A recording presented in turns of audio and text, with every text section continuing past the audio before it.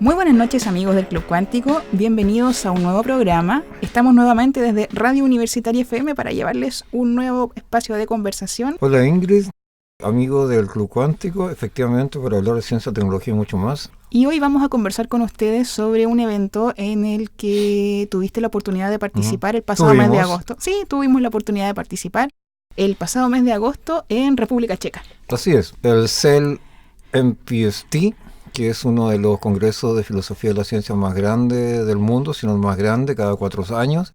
El año 2015, me parece, estuvimos precisamente en Finlandia, en Helsinki, en el mismo evento. Esta vez el 16º Congreso Internacional de Lógica, Metodología y Filosofía de la Ciencia y la Tecnología, CLMPST, como dijiste, tuvo lugar en la República Checa, en Praga específicamente, y fue organizado por la División de Lógica, Metodología y Filosofía de la Ciencia y la Tecnología de la Unión Internacional de Historia y Filosofía de la Ciencia y la Tecnología y por el Instituto de Filosofía de la Academia Checa de Ciencias. Así es. Bueno, este debe ser el Congreso de Filosofía de la Ciencia más importante del mundo.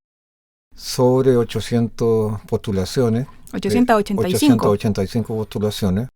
Vienen no solamente filósofos, sino que científicos que están preocupados de cuestiones fundacionales de su propia disciplina.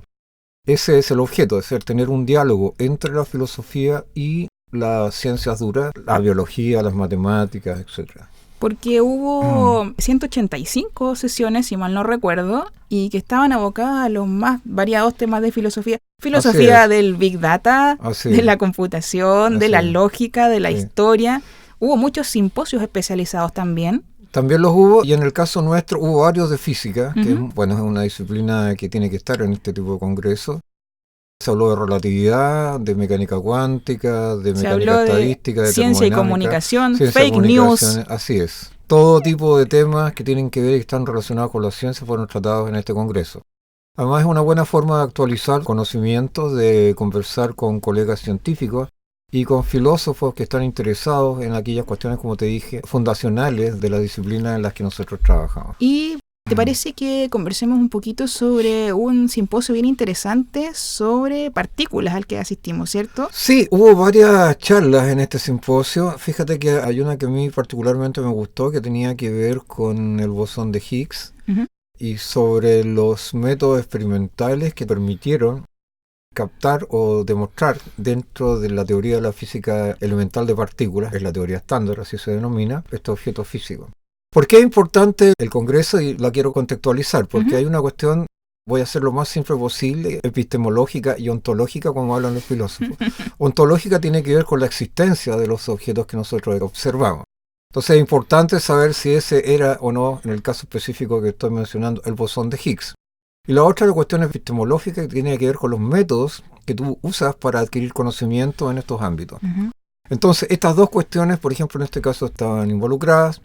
La pregunta es si el objeto que se observó, la partícula que se observó, o el campo, la partícula es una mediadora del campo nomás, un bosón, si ese era precisamente el Higgs o no. Y tenía que ver con el método porque una de las cuestiones que se discutió fue el de la estadística y la hipótesis nula. La hipótesis nula consiste en que tú eliminas todas las otras posibilidades que son distintas del Higgs, vas descartándolas de tal manera de arrinconar al Higgs. Ahora, una de las objeciones que se hacen, y que se hacen en general a este método, es el famoso argumento de las puertas. Que si tú tienes 100 puertas y tú puedes descubrir 99, predecirlas con una teoría, no hay nada que te diga que la última puerta a las 100 tenga que ser necesariamente lo que dice tu predicción. Pero eso tiene un pequeño defecto. El defecto consiste en que la plausibilidad de que una teoría, como la teoría estándar de partículas elementales, describa al Higgs no era baja, en el sentido de que prácticamente todas las partículas que predecía a partir de los modelos matemáticos en los cuales se basa, ya habían sido descubiertas en los niveles de energía que están predichos precisamente por la misma teoría. Es decir, es razonable y plausible usar la hipótesis nula en este sentido, o sea, que fueran otras cosas y descartarla, porque la teoría ya había demostrado ser efectiva en muchos otros casos. Ahora, eso no significa descartar absolutamente que hubiese otro Higgs diferente. De hecho, la persona que hizo la exposición en ese momento lo hizo. Pero, si tú me preguntas en términos de plausibilidad, de probabilidades, exactamente, claro, es mucho más probable que ese efectivamente sea el Higgs que no cualquiera otra hasta ahora, salvo que se descubra una cuestión diferente. Esa es la idea principal de este asunto. Hubo otros temas que también se discutieron. Unos muy interesantes científicos, son físicos. Por ejemplo, esto del giro del electrón, el spin. Ya lo hemos conversado alguna vez, eso generalmente el spin está asociado con giro. Ahora, el spin es un número que se deduce de las ecuaciones de la mecánica cuántica cuando uno quiere describir un electrón. No vamos a describir el detalle y la estructura matemática que hay detrás, pero si uno quisiera hacer una analogía con la realidad, se entiende el spin como el giro, y de hecho spin quiere decir giro en inglés. Ahora, la diferencia con los giros normales es que si uno rota en 360 grados respecto de un eje, vuelve al mismo estado original. En mecánica cuántica los estados ya no son los estados que nosotros conocemos, ese que me da la posición y la velocidad de la partícula, sino que son funciones de onda. Entonces, en el caso del electrón, la gracia del giro es que yo con 180 grados vuelvo al mismo estado si fuese un electrón, al mismo estado inicial. Por un medio giro, pregunta, digamos. Claro. Ahora si uno dice, no, es que en realidad es un número, es un ente matemático, no es necesariamente un giro, podría decir, bueno, es explicable. La razón de esta charla y la motivación fue precisamente en decir realmente que el electrón giraba. Ahora yo quiero decir varias cosas respecto al electrón. El electrón cuando se mueve, por ejemplo, en experimentos recientes en una sola dimensión, en materiales que son aislantes, hay un tipo de aislante que se llama el aislante de Mott, son cuasi unidimensionales, es decir, es una configuración de átomos de algún material que es prácticamente un hilo, y el electrón se está moviendo por ese hilo, entonces se verifica un fenómeno bien interesante, que la carga del electrón, el spin del electrón y otras características del electrón parecen separarse. La carga, esa separación, esa nueva partícula, esa cuasi partícula se llama chargón. En el caso del spin se llama spinón, y en el caso del orbital se llama orbitón. Bueno, como que se dividieran tres. La pregunta es si la partícula realmente son tres partículas y el electrón no es una partícula elemental o es simplemente un efecto de un fenómeno especial que se produce a muy bajas temperaturas.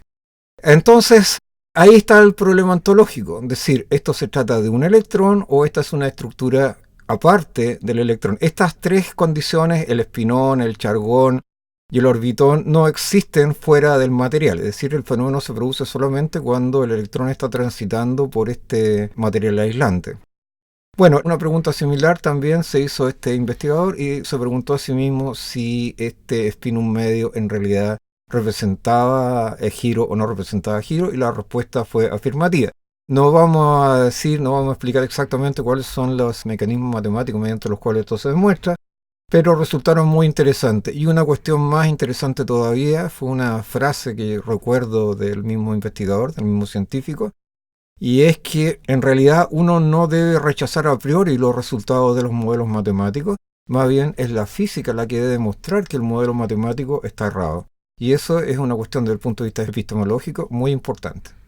Ese fue específicamente el simposio llamado Partículas, Campos o Ambos. Así es. Y la primera charla fue de Matthias Fritsch, de la Universidad de Leibniz. Y la segunda fue de Charles Chip Stevens, de Caltech. Eso, recuerdo a Chip. Marco, hablábamos sobre este simposio Partículas, Campos o Ambos, al que fuimos en el 16º CLMPST, el congreso del que estábamos conversando. Cuéntanos un poquito más al respecto. Fue un éxito la convocatoria al simposio, de hecho fue una de las actividades más concurridas del evento. Fue muy concurrida. Esta charla de Matthias Fritsch fue muy interesante además, porque el problema es el siguiente. La teoría de campos surge, bueno, hay varios motivos por los cuales surge, pero principalmente para resolver un problema que tiene que ver con la no localidad, incluso de la teoría de Newton de la gravitación. De acuerdo a la teoría de Newton, aunque no está escrito, no está explícito, las fuerzas debiesen transmitirse en forma instantánea entre un objeto y otro, que tienen cierta masa. Sin embargo, esto es un poco extraño y por lo tanto, desde el punto de vista de la física, sin que medie ninguna causa intermedia explicable, y por lo tanto una explicación razonable es la de la teoría de campo. Y estoy hablando antes de la teoría de la relatividad. Esto es que en realidad lo que existen son campos, el campo gravitacional tiene un valor en cada punto del espacio y por lo tanto con eso tú obvias este problema de la no localidad. Con mecánica cuántica el cuento se complica un poquito más. Entonces la pregunta aquí, tú sabes que hay 4 fuerzas fundamentales que son las más importantes en la naturaleza. La fuerte, la débil, la electromagnética y la gravitacional. La fuerte tiene que ver con la forma en que los quarks se mantienen unidos dentro de los núcleos, en particular dentro de los protones y dentro de los neutrones. La fuerza débil tiene que ver con la desintegración radiactiva. La fuerza electromagnética, obviamente, con el electromagnetismo. Es la que se nos hace más familiar, por supuesto. Sí. Y por último, la gravitación, que es la que nos mantiene pegados a la Tierra, ¿no es cierto? Y que hace posible que nosotros hablemos y que existamos. Bueno, la otra también sirve. Ahora, el cuento es que para cada una de estas fuerzas, interacciones, si tú quieres, estas mismas están mediadas por partículas. Esa es parte de la teoría de campos. Es decir, la interacción o la fuerza electromagnética que ejerce un electrón sobre otro está mediada por un tipo de partículas que se llaman fotones. Los electrones son fermiones, esos fotones pertenecen a una clase de partículas que se llaman bosones, muy amigos míos. En el caso de las interacciones fuertes también, lo que mantiene unido a los quarks son los gluones, por glue, que quiere decir pegamento en inglés. En el caso de la gravitación se supone, aunque no se ha descubierto nunca, se trataría de los gravitones. Y me falta una, ¿cuál es la fuerza? La fuerza débil está mediada por unos bosones que son los bosones W y Z. Ahora, en resumidas cuentas, toda interacción tiene asociada una partícula o todo campo tiene asociada una partícula. La pregunta es, ¿qué es lo que existe realmente? ¿El campo o las partículas? Es decir, ¿son las partículas solo pseudopartículas? Es decir, una idealización nuestra para describir la interacción. Es decir, la cuantización del campo implica que aparecen estas partículas en forma natural y, entre comillas, son una especie de constructo matemático. O son las partículas las que existen y no el campo, o son ambos los que existen. Entonces, tratar de resolver ese problema, cosa que es muy difícil y por lo tanto la idea tampoco era esa en el simposio, sino que sencillamente discutir aquellas cosas que estaban abiertas y que siguen abiertas y que seguirán seguramente abiertas durante mucho tiempo, lo que significa que matemáticos y físicos van a tener mucho trabajo en el futuro. Bueno, esas cosas tan hermosas como esas se discutieron. Ahora, la gente piensa que la ciencia es una especie de instrumento para aplicarlo inmediatamente. La ciencia, además de ser eso, es una herramienta para entender el mundo, para comprenderlo, y por eso son tan importantes las preguntas ontológicas y metodológicas y epistemológicas, con todos estos términos filosóficos que parecen ser tan caros para todos los filósofos y los humanistas. Marco, ahora hablemos un poco sobre la sesión en la que participaste y que tenía el nombre de Termodinámica y Física Estadística, donde además tuviste la oportunidad de ser el chairman de sesión. Sí. Y, por ejemplo, pudimos compartir ahí con Martin Montgomery, que es un académico del Instituto de Filosofía de la Academia Húngara de Ciencias. Y cuéntanos un poquito sobre el trabajo que él está realizando. Mira, el trabajo es complicado de escribirlo porque es un trabajo muy técnico, tiene que ver con probabilidades. Por cierto, el trabajo de Martin y el tuyo están ambos disponibles en nuestro canal asociado, que es youtube.com/matemáticas no es una cuestión egocéntrica. No, por supuesto. No habría sido imposible grabar todas las participaciones u otras muy interesantes que no tenían que ver con física ni con matemáticas, pero que tenían obviamente una importancia grande. En el caso de Merton, lo que él hace es abocarse a un problema que tiene que ver con probabilidades, que me sería muy difícil explicar aquí porque ya es complicado. Yo les recomiendo que vean la charla, pero es una charla muy técnica y por lo tanto no es tan fácil tratar de entenderlo para cualquiera. Son 30 minutos. Los llamo a que lo hagan, porque si trato de explicarlo ahora voy a estar todo el programa tratando de explicar solamente lo básico del problema. Pero tiene que ver con cuestiones de dados, cuando uno juega los dados, y que están asociados efectivamente a cuestiones de termodinámica y de mecánica estadística. En el caso mío, el asunto fue un poquito diferente. Está dentro también de una subvariedad de temas de la mecánica estadística, asociado a sistemas de partículas cuánticos en equilibrio termodinámico. Y lo que se intentó hacer ahí, en realidad, o lo que yo intenté explicar, o la discusión que se generó, tuvo que ver con el análisis de una metodología que se ha usado durante los últimos 50 años y que tiene que ver con conceptos como límite termodinámico, ruptura de simetrías y otras herramientas matemáticas usadas para describir transiciones de fase en la realidad. Ahora, el problema es que la mayoría de estas metodologías son idealizaciones o aproximaciones de la realidad y por lo tanto hay un conjunto de fenómenos subyacentes a los fenómenos en sí que quedan no cubiertas por estas metodologías y por lo tanto la discusión se centró en eso. ¿Cuán válidas son estas herramientas al momento de describir ontológicamente la realidad? Marco, nos estabas introduciendo un poco en el tema que presentaste en el CLMPST. Ahora, por favor, danos un poco más de detalle.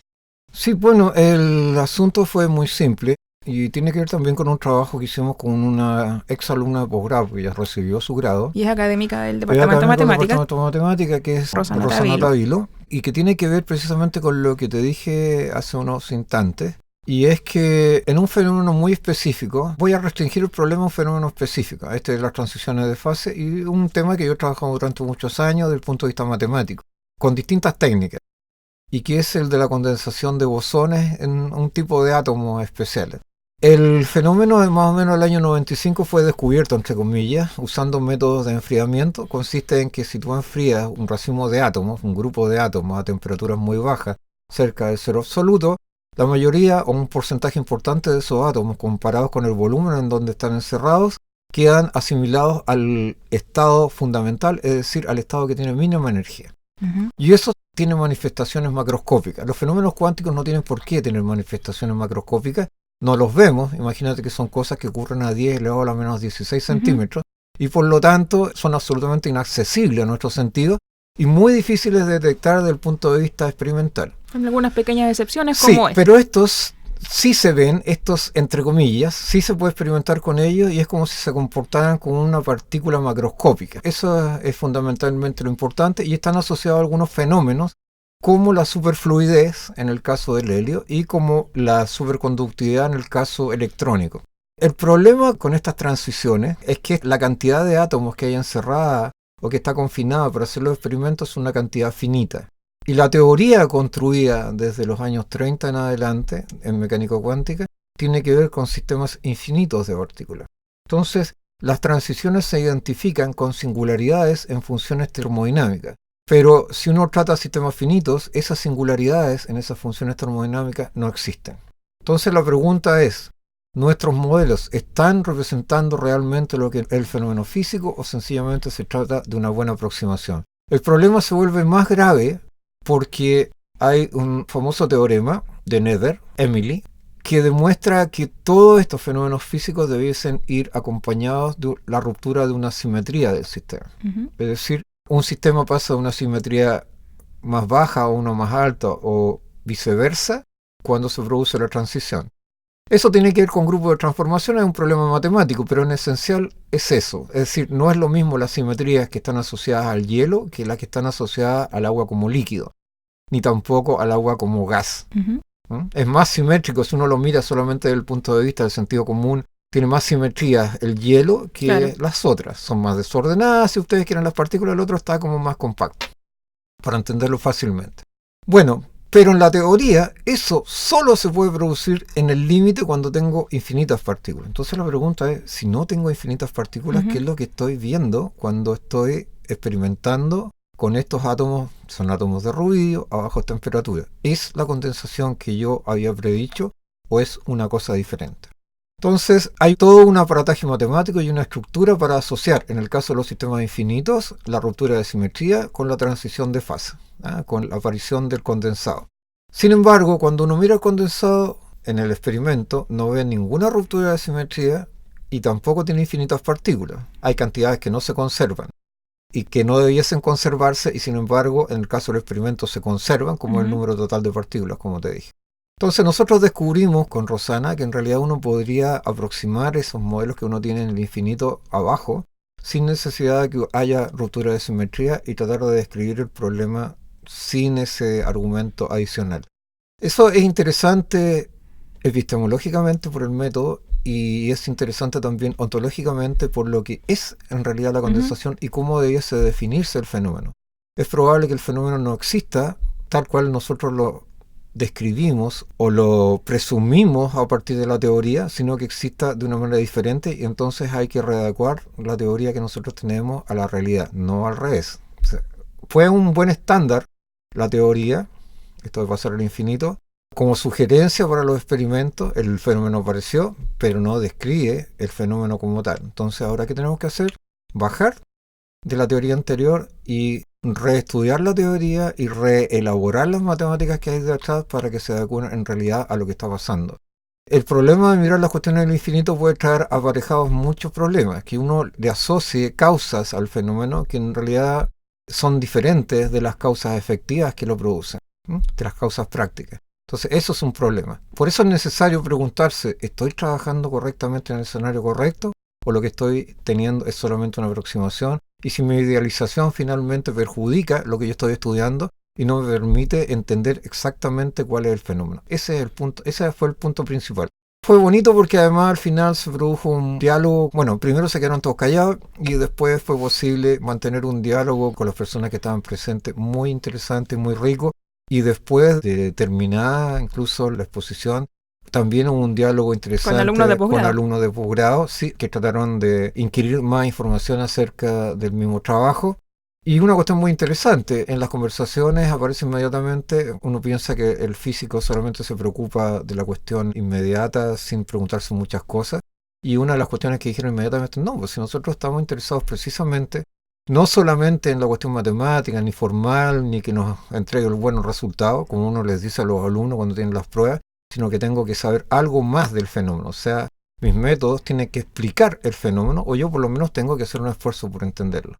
Ahora, todas estas cosas, quiero decir que para quien quiera verlas, es decir, todas estas aproximaciones nuevas, todo el trabajo que hicieron están contenidas en un libro que está disponible para todos, para quien quiera bajarlo, y de hecho esto se hizo explícitamente así, para esto, y que tiene que ver con condensación de Bose-Einstein, sistemas finitos y más allá. No lo voy a decir en inglés porque no sea tan complicado, pero es eso. El libro está escrito en inglés, no es complicado, prácticamente los 2/3 del libro de escritura, o sea, ustedes van a poder leer ahí qué hay detrás de toda esta cuestión. Y hay un análisis de la ciencia también, de la física como tal, y de los modelos de la física, ¿no?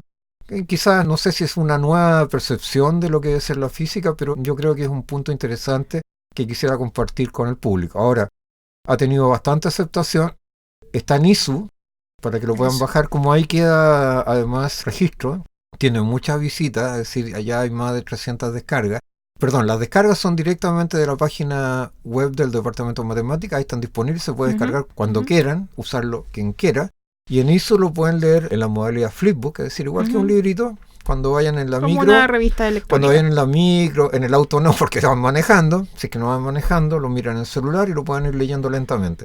Y esperamos que sea un aporte y además un incentivo a preguntarse otras cosas acerca de la ciencia que hacemos. Y ha tenido visitas desde varios países. La razón para escribirlo en inglés es precisamente esa, es decir, que tengo una cobertura internacional. El inglés es la lengua de la ciencia, a uno le guste o no, así que tuvo buena recepción en Europa, en Estados Unidos, en Canadá. Está también en ResearchGate, en mi página de ResearchGate, donde están mis publicaciones, etcétera. También se puede acceder. Se puede acceder ahí y bajar la presentación que hicimos en Praga. Hemos hecho uso de todos los recursos posibles para hacer más ameno al público la ciencia, no solamente, bueno, en este programa, en materia de física, de matemáticas, sino que en otras áreas, la filosofía, en humanismo, etc. Y les reiteramos que las 2 charlas de la sesión de termodinámica y física estadística están disponibles en nuestro canal asociado del Departamento de Matemáticas de la Universidad de La Serena, que es www.youtube.com/matemáticasuls, todo junto. Estamos llegando así al cierre del programa. Sí, quisiera decir una pequeña cosa. Claro. También están disponibles ya todos los videos del Congreso de Matemáticas Capricornio 2019, que tuvo casi 200 participantes. un gran esfuerzo del Departamento de Matemáticas, vinieron científicos extranjeros. Hay muchos videos disponibles, charlas disponibles, conferencias disponibles, el acto inaugural disponible. Y también tu cursillo. Y un cursillo de fundamentos matemáticos de la mecánica cuántica está también a disposición del público para quien quiera verlo en forma absolutamente gratuita. La cultura debe ser gratuita, la ciencia debe ser gratuita. Muy bien, Marco, estamos cerrando el programa de hoy. Muchas gracias por habernos acompañado, a todas las personas que están sintonizando Radio Universitaria FM, también a quienes nos ven por el canal de YouTube, y por supuesto en 15 días más estamos de regreso. Así es. Muy buenas noches, queridos amigos, un gusto estar de vuelta y nos vemos en 15 días más en este su Club Cuántico. Buenas noches. Buenas noches.